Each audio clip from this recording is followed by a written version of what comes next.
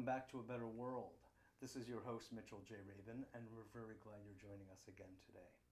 Today we are on location in Santa Barbara, and we are seated with Barbara Marx Hubbard. She is really an icon in the field of the emerging consciousness and has done so much groundbreaking work that she has really become quite a symbol for people who are looking to understand human beings' role in this universe, really, as well as, of course, on this planet, as a species that is growing, developing, and evolving. In her DVD, Humanity Ascending, she goes into exquisite detail about the nature of this transformation and is now always working at developing a further and deeper understanding of what our role here is on Earth. And it's really a great honor for us to have her on the show and talking about the next steps humanity is taking so we can all get educated and be in step with it. So, hi, Barbara. Hi there. Thank you for your work in media. Thank you. Absolutely, absolutely. We're here to spread the word of what's happening so people can get awake and be aligned with the real Tao, you could say. Yes. The real flow of things. And yes. We're really spending a fair amount of time looking at the interface of science and spirituality, science, technology, and consciousness, and how we can use all the resources available for upgrading and forwarding humanity's role on the planet. So it's a bit aligned with what you're doing? That is exactly my theme. You know, what would it be like if we integrate spiritual, social, and scientific technological potential? It pulls us forward because it really is the emergence of a more universal humanity. Exactly, exactly. I mean, you are known as a social philosopher in many respects, right? I mean, that's what you've been called. But that work has gone far, I think, beyond philosophy. You know, perhaps in its original sense, a friend of wisdom, you are right aligned. But you've taken steps that go beyond philosophical. They're very That's practical. Right. I don't. Is that a fair thing to say about your work? Yes. I don't think of myself as a philosopher so much as somebody who has noticed and learned that An observer. been evolving for billions of years. And at crisis points, there is often innovation and transformation or extinction. Right. And I noticed that we were in a crisis point facing either innovation and transformation or extinction. So I began to study evolution to understand if we are in an evolutionary crisis rather than just a historical or personal set of problems. You mean as a species, species-wide? As a species, if this is so, which I think it is, yes. The guidelines are from all the steps that nature took, quantum jump after quantum jump after quantum jump. Now we're in another quantum jump, but we're conscious that we either have to evolve more consciously or we can self-destruct. Now I noticed that we're self-destructing. No. I noticed in part, for sure, that this set of problems and crises is the biggest evolutionary driver for human evolution that we've ever had as a species. So I became hopeful, not because I'm sure we'll make it through or that we're going to always do the right thing, but I could see from the way nature works that we're being pressed to emerge as a higher consciousness, greater freedom, more synergistic order, and therefore I began to have pattern recognition as to what would be leading towards our emergence. It should be said, perhaps, that the hexagram, one of them from the I Ching, has to do, of course, with crisis, which is also interpreted as opportunity. And that's what I hear you saying, basically. Either, in a sense, adapt or die. And if we look at this consciously, where we are right now evolutionarily, we have an incredible opportunity to take a quantum leap in consciousness. We have, and the thing in the last 40 years... Is that an understanding of what you're saying? Yes, that I believe we are taking a quantum leap in consciousness. I used to be a futurist. Yes. But now I'm a presentist. Because if you actually catch up with the present, That means you're really a gift. I'm in the present. I mean, doing my best anyway. Here's what I think. We have been leading up to an awareness of the crisis maybe for 50 years, since the atomic bomb, and then the awareness of environmental crisis. You met with Eisenhower a long time ago, didn't you? I did. I knew It's Eisenhower. in your wonderful DVD. It's a good story because he It was is. a friend of my father's, and I was 22 years old. It was an inspiring story. Yeah, please go on. I just had one of these kind of official meetings of somebody's daughter, and hi there, young lady, and he'd just become president, and I was really serious, and I said, Mr. President, I have a question for you. Yes, young lady? I said, Mr. President, what do you think is the meaning of all our new power that's good? What do you think is the meaning of science and technology and the ability to destroy and create at this level? That's good. And he shook his head and he said, I have no idea. Oh. And then I thought, well, we better find out. And if he doesn't know, we might be in trouble. We General are in and trouble. President. But at age 22, that tender age, to hear the president, the so-called most powerful man of the free world back then, say he doesn't know. You know what I found is that nobody actually knows, because the powers to destroy and create in the last 50 years, nuclear, biotech, nanotech, are so much greater than the human species ever had to deal with. Yeah. We've been violent, we have been abusive, but we never had the power to destroy life on Earth. So much so quickly. Therefore, the philosophy, the theology, the politics, nobody's been trained for it. Right. And the older you are, the Really less you've true. even dreamt of it when you were being educated. Right. So, as a young That's a person, very good point. When I graduated. Who could be trained, and who would they be trained by to be prepared for putting a finger on such a button?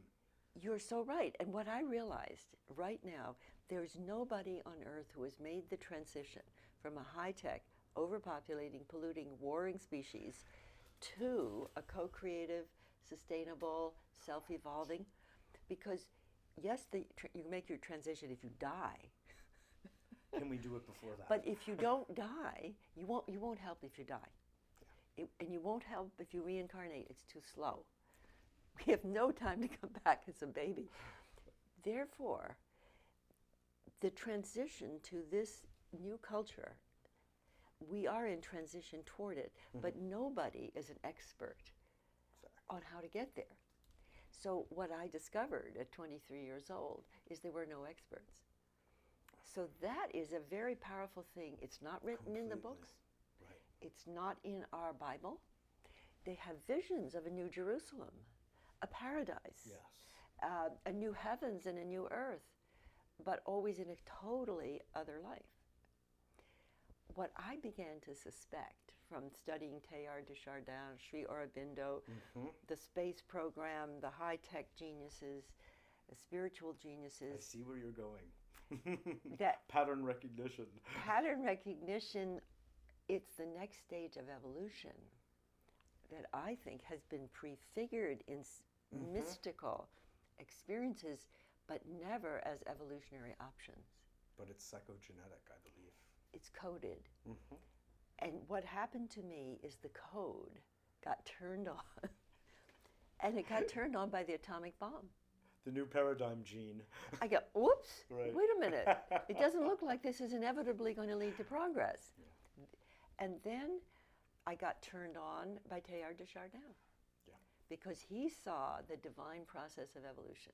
He saw evolution. So did Jean Houston, by the way. Do you know that? Well, I know she met Teilhard de Chardin, but he did it way before Jean Houston. Oh, yes. He did it. Jean Houston, myself, others were inspired by him.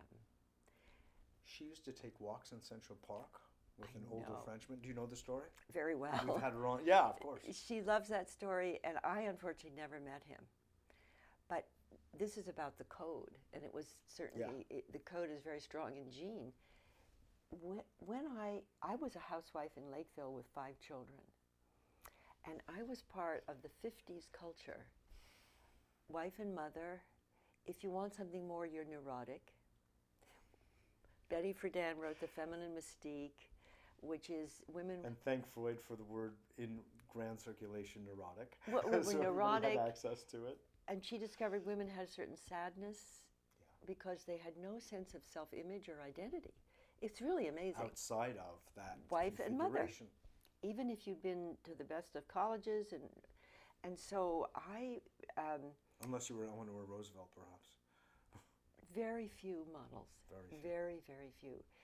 And so I remember feeling depressed, and then gradually I read Abraham Maslow, and he said all joyful, beneficent people had one trait in common: chosen vocation. They found intrinsically self-rewarding. That is, chosen life purpose. That when you do it, you're rewarded in the doing of it.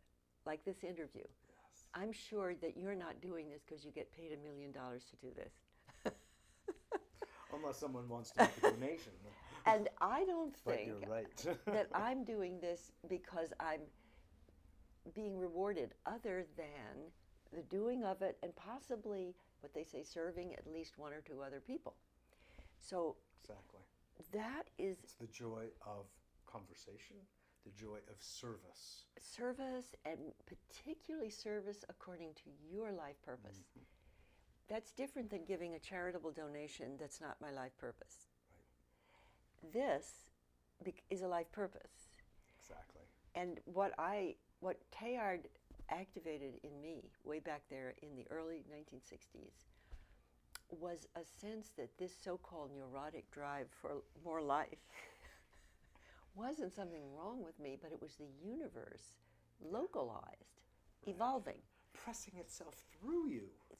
Through every single person. Truly. And I took the universe personally. I love it. I love it. Oh. If it's evolving... We are made of the same material. You and That's I beautiful. and right. Is That's the right. universe in person showing up like this. I say when people litter, I take it personally. You're offending my planet, my home. Right. But you're right. Why think so locally? Universalize it. And so you internalize not only the current universe, but the story of creation. Yes. The billions of years of that consciousness force that drives atoms, molecules, cells, organs. So when you get turned on to that in you that is creative, I believe you're getting turned on to the universal process of creation. And when you feel it, like your own unique expression or contribution, an energy starts to flow through you. That is, the spiritual energy become the creative energy. Mm-hmm. You know, there's the mystic, you can go vertical to God. Right. And then you have to bring that in as your essence. Then, as you start expressing it, you become a co-creator. Yeah. So you're talking about, in a sense, the place of congruence and confluence of the vertical with the horizontal. Exactly. And the path of the co-creator is, first of all, to be able to tune into the source, the one, the field. Then to realize that for billions of years, nature has been evolving, and your atoms, your molecules, your cells, your brain is coded with the whole story. I mean, we're sitting here, the whole story talking to the whole story. Exactly. It's true. It's universal mind, which has always existed, and then localizing into what we refer to as a human mind, which is just a subset of universal mind. Universal mind and universal creativity. Yes, absolutely. See, think what it took to get these thumbs, these eyes, this little ear, this language. When I'm in evolutionary consciousness, like right now, I remember what it took for any being to be here. And that somehow encoded in the molecules and cells of our being is that memory. So I feel like I'm the story come alive. Truly. Then the third part, so one is inward to source, the other is you are the process of creation, and the third part is you are co-creative with it.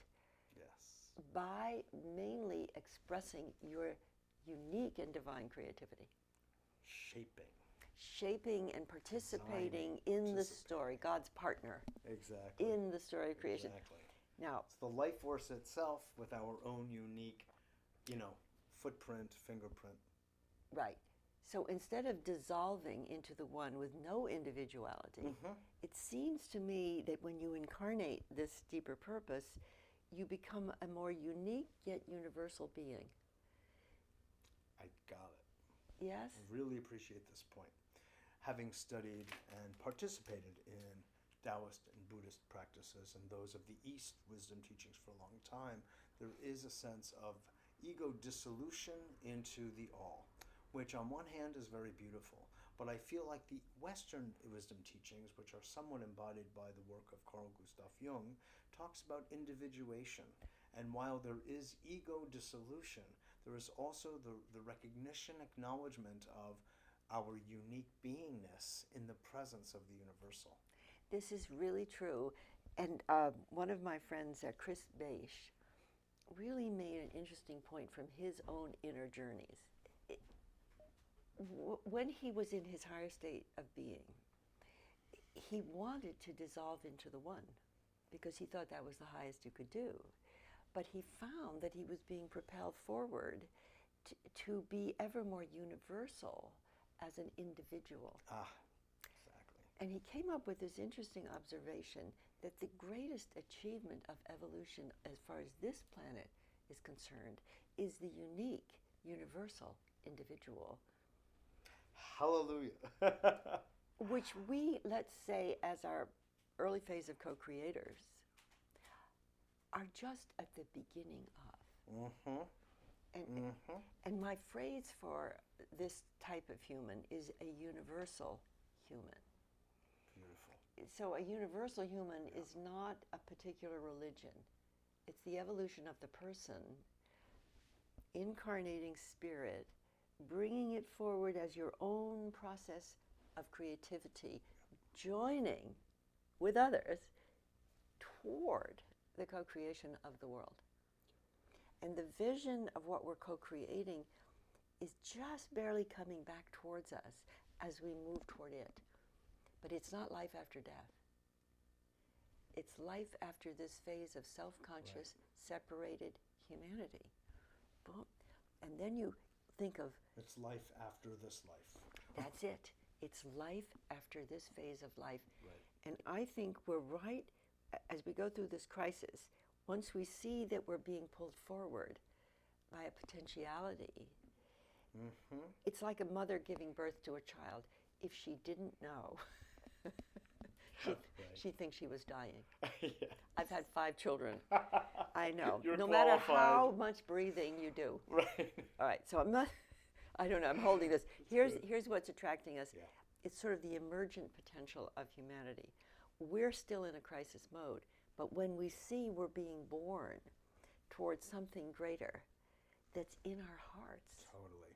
It's an unfolding like a flower coming fertile and beautiful in the springtime. And it's dangerous.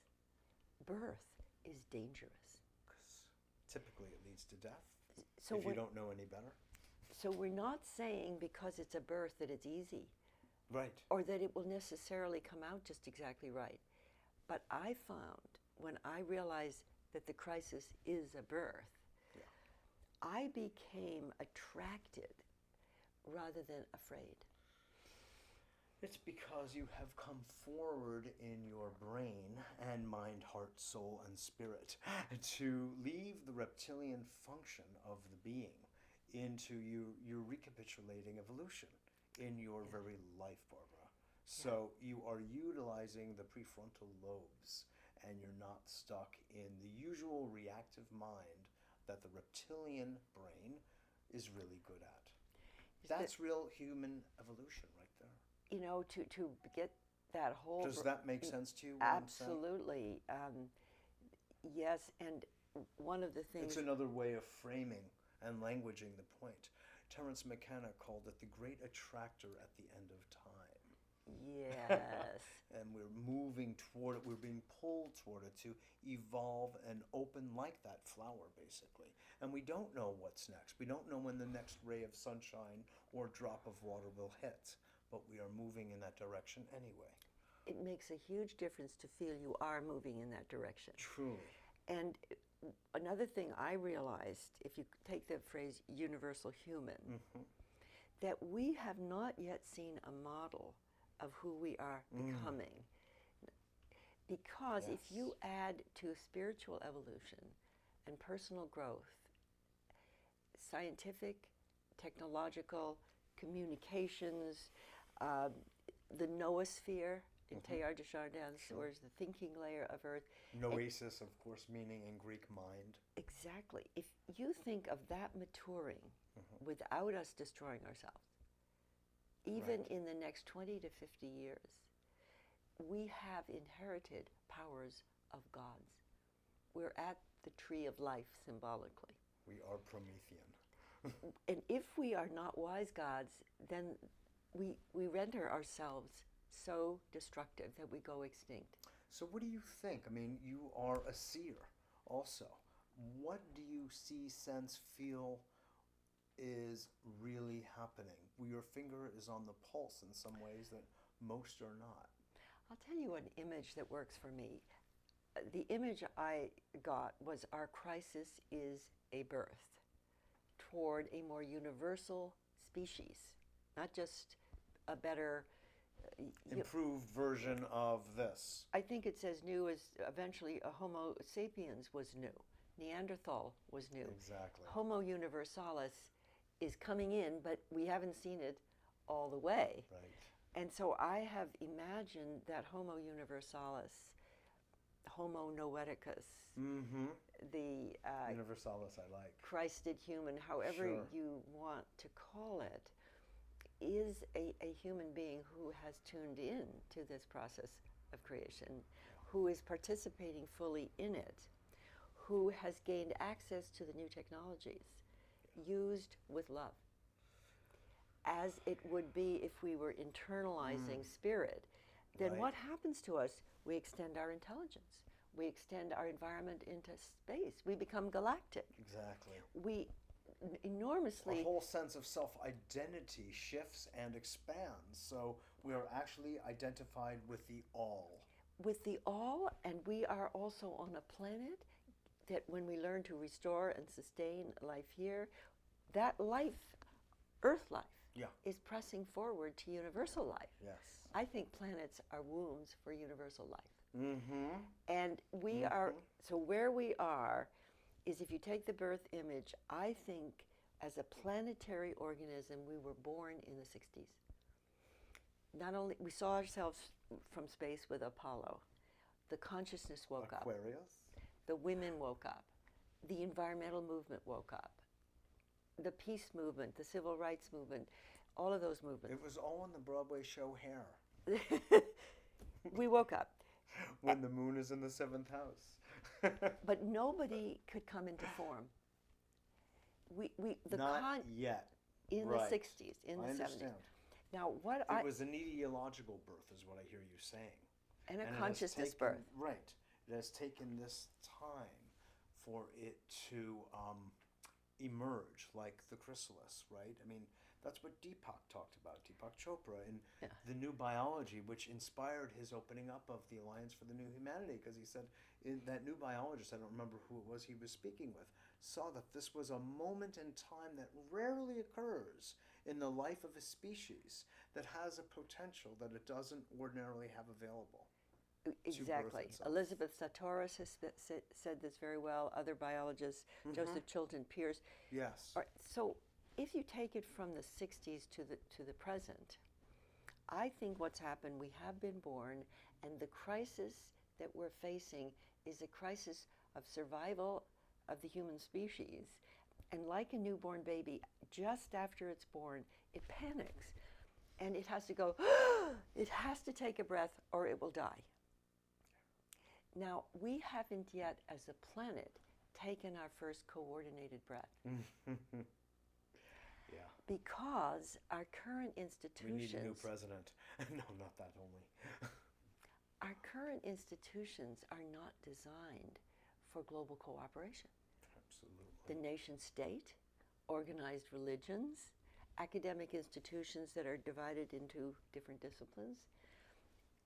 This isn't even because of bad people. It's structural and it's systemic. Educational, evolutionary. We're not there yet. So We're just colonies of organisms, in a sense, like atoms, molecules, cells, organelles are not yet coordinated to continue to grow to the next level. And that next level you're suggesting really is institutions and nation states. Maybe nation states will be left behind altogether. what it seems to me is that new systems are actually forming under the surface, mainly in the communications, in the internet, in the cell phone, in what I'm learning about texting. Look at the Obama campaign and the ability to mobilize people at that level. He goes around with his BlackBerry, and he's going to. Maybe I shouldn't say this because it's. But anybody crosses. No, it's happened. The Philippines had a revolution that occurred through text messaging years ago when Arroyo was put into presidency. I know what you're talking about. Unfortunately, if I could text more time for us right now, I would do it. But for the moment, we're out of time. But would you come back on the show sometime? Because we'd love to be able to carry this forward. I really enjoy being on this show, and thank you. It's a wonderful opportunity whenever any of us have a voice on the media. Thank you. I'm so glad, Barbara. Thank you so much for your Thank you. It was work. wonderful. Oh. Thank you. For us both. It was great. Wow, that went fast. Yeah. This is Mitchell J. Rabin for A Better World. Thanks so much for joining us. I hope you got as much out of that as I did, speaking with Barbara Marx Hubbard, and I look forward to seeing you all next week. And stay tuned, because we'll be going further.